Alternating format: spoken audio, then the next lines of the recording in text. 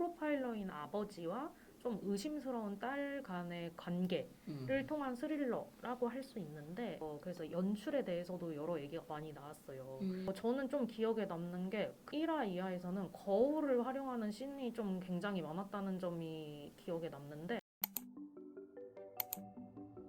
원래 영상물, 영화나 드라마에서 거울을 활용하는 건 사실 굉장히 흔한 방식이고 지금 여기서 아예 설명을 못할 정도로 사례도 너무 많죠.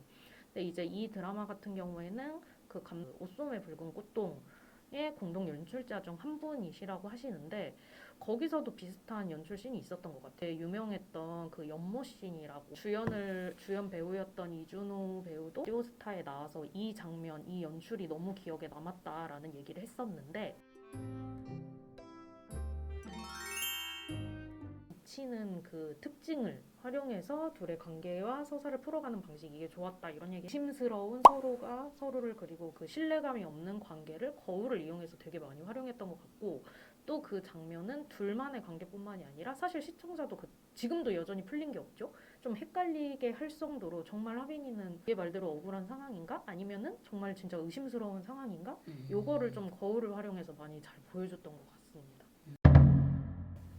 전 또 그것도 좋았던 것 같아요. 그 1화인가 2화에서 그 교통사고 이제 난 거를 알고 놀라서 뛰어가서 확인할 때 있잖아요. 저 학교 배우님 여기서 정말 연기가 더 미친 게 정말 그때 그 표정이 그때가 이제 그런 상황인 거죠.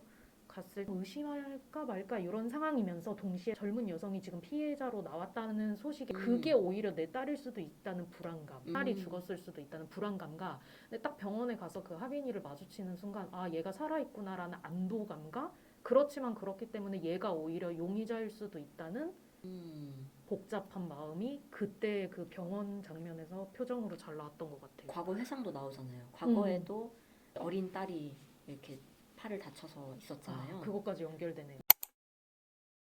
풋하고 재밌었던 부분이 전장감이 엄청나게 조여 들어가는 드라마 같은 경우에는 그걸 풀어주는 순간도 좀 중요하다 생각하거든요.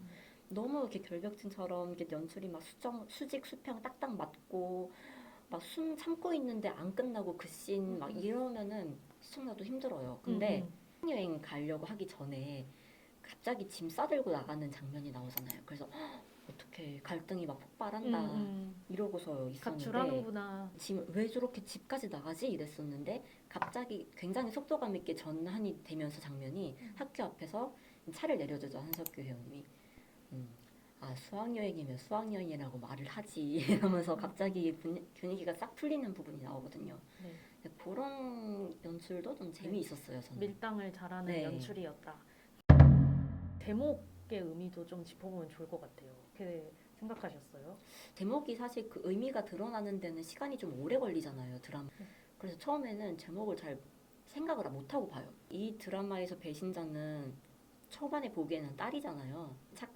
착하게 자라야만 하는 내 딸이 살인자일지도 모른다는 그런 불안감에서 시작이 된 것 같은데 이번 4화까지 보고 나니까 나의 아내까지 뭔가 연결이 될 수 있는 내 가족이 어떤 사람인지 모르겠다라는 그런 의미가 담겨 있는 것 같고 이거 제목 자체는 한 번역서에서 따온 것이라고 하더라고요. 이 똑같은 제목의 번역서가 있고 번역서 내용은 약간 뭐 정신과 의사가 소시오패스 환자들을 대하고 뭐 그런 사례들을 엮은 책인데 근데 그거는 난 약간 일종의 페이크일 수 있다. 화를 되게 소시오패스처럼 보일 수도 있는 상황을 만들면서 좀 의심스러운 그 상황을 연출하는 건데 국공공모에서 상을 받은 거는 2020 그때는 제목도 달랐고 하는 과정에서 아마도 추가된 걸로 보이는 장면 중에 하나가 그 하빈이가 영화 보고 있었던 장면 혹시 기억나세요? 오빠가 오니까 딱 꺼버리잖아요. 근데 그때 보고 있던 영화가 존 오브 인터레스트라는 영화라고 하더라고요. 아마도 이 극본을 드라마하는 과정 중에 좀 추가된 설정이겠죠 아마? 탐정이세요?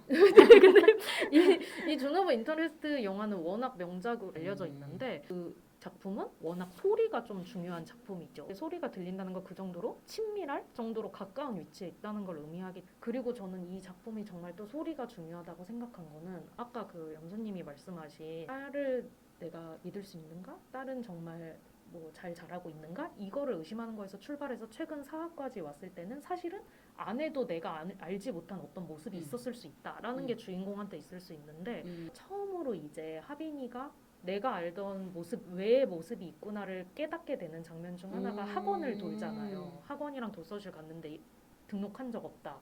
얘기 들을 때 그때 그 한석규 배우가 운전하는 자동차에서 나오는 라디오 소리에서 가족들과 이런 대화를 나눠보는 건 어떨까요? 라면서 가족들과 소통을 소재로 한 라디오 방송이 나오더라고요. 이게 피곤할 정도로 정말 해석할 장치를 많이 넣어놓은 드라마였구나. 이거를 이번에 새삼 깨달았습니다.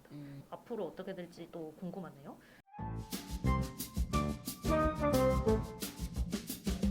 도록 친밀한 배신자 아직 4화까지밖에 안 했는데요. 혹시 이 드라마에 대해서 한 줄 평을 하신다면 어떻게 평가하실까요? 느리게 신중하게 담은 이유가 있는 스릴러다. 사실 이런 느린 연출을 잘 인내하면서 보지 못하긴 하는데 심리 스릴러. 정말 이건 정말 떡밥이 많은 드라마다. 그래서 드라마를 보고 의미를 찾는 거를 좋아하실 분들이라면 더 좋아할 것 같아요. 하지만 그거가 점이 될 수도 있을 것 같아요. 진입하기엔 진입장벽이 있고 감독님의 팬이 될 것 같아요. 오늘은 그럼 여기서 마무리할게요. 구독 눌러주세요.